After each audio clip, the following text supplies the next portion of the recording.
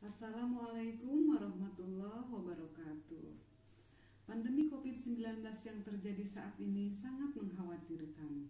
Sejak pertama kali diumumkan adanya pasien positif COVID-19 di Indonesia, sampai dengan saat ini, data kuantitatif menunjukkan adanya peningkatan kasus secara signifikan.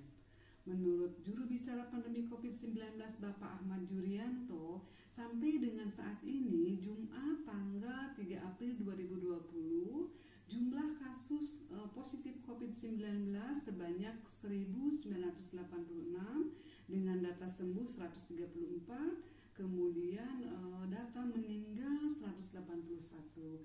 Dari yang meninggal ini kebanyakannya adalah usia lanjut dan memiliki penyakit bawaan. Berikut edukasi saya terhadap pasien tentang pencegahan COVID-19, kemudian tanda dan gejala, dan cara mengatasinya bagaimana jika ada keluarga kita yang terkena pandemi ini. Perkenalkan Bapak, Ibu, saya Dedeh Rodiah Mansur, apoteker yang sedang bertugas saat ini.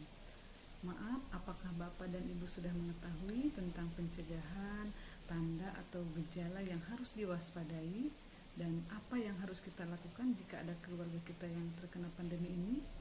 Belum, Bu. Baik, Bapak Ibu, di sini saya akan menjelaskan mulai dari cara pencegahannya ya. Yang pertama, sering cuci tangan menggunakan sabun tentunya Pak, dan dengan air yang mengalir. Yang kedua, gunakan masker jika batuk dan pilek.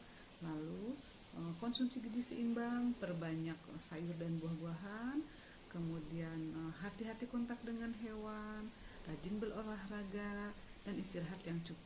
Jangan mengkonsumsi daging yang belum dimasak. Bila batuk pilek dan sesak napas, segera ke fasilitas kesehatan. Kemudian selanjutnya, tanda atau gejala yang harus diwaspadai diantaranya demam, batuk, pilek, gangguan pernapasan, misalnya sesak nafas, sakit tenggorokan, letih dan lesu. Nah, jika ada keluarga yang merasakan gejala yang tadi saya sampaikan, maka lakukan isolasi mandiri di rumah ya Pak. Diam di kamar selama 14 hari, nyantai-nyantai saja di dalam kamar. Nah, jika tidak ada keluhan lagi, berarti tandanya sehat ya. Nah, kemudian jika tidak ada gejala tetapi pernah kontak langsung dengan pasien positif COVID-19, maka statusnya ODP, orang dalam pemantauan ya. Langsung laporkan ke dinas kesehatan setempat dan lakukan isolasi mandiri di rumah saja selama 14 hari sama seperti yang sebelumnya saya jelaskan. Tetapi jika ada gejala, maka statusnya menjadi PDP atau pasien dalam pengawasan. Baik ODP ataupun PDP harus segera isolasi di rumah saja dan lapor ke dinas kesehatan setempat, kemudian ceritakan kronologisnya, juga perkembangan kesehatan selama melakukan isolasi mandiri di rumah. Nah, tujuan isolasi ini untuk memutuskan mata rantai penyebaran virus COVID-19. Nah, jika keadaan memburuk, segera rujuk ke rumah sakit sesuai arahan posko COVID-19. Selama isolasi di rumah, baik ODP maupun PDP harus diam di kamar dan menggunakan masker. Kemudian jangan menyentuh benda-benda yang sekiranya tidak penting. Kamar juga dibersihkan, kemudian didesinfektan. Kemudian jangan kontak langsung dengan keluarga ya. Misalnya saat pemberian makan dan keperluan lainnya hanya diberikan sampai ke depan pintu saja. Dan yang paling penting adalah perilaku hidup bersih dan sehat. Bagaimana Bapak Ibu? Sudah paham? Sudah, Bu. Maaf Bu, untuk mengatasi gejala demam batuk pilek, caranya bagaimana ya?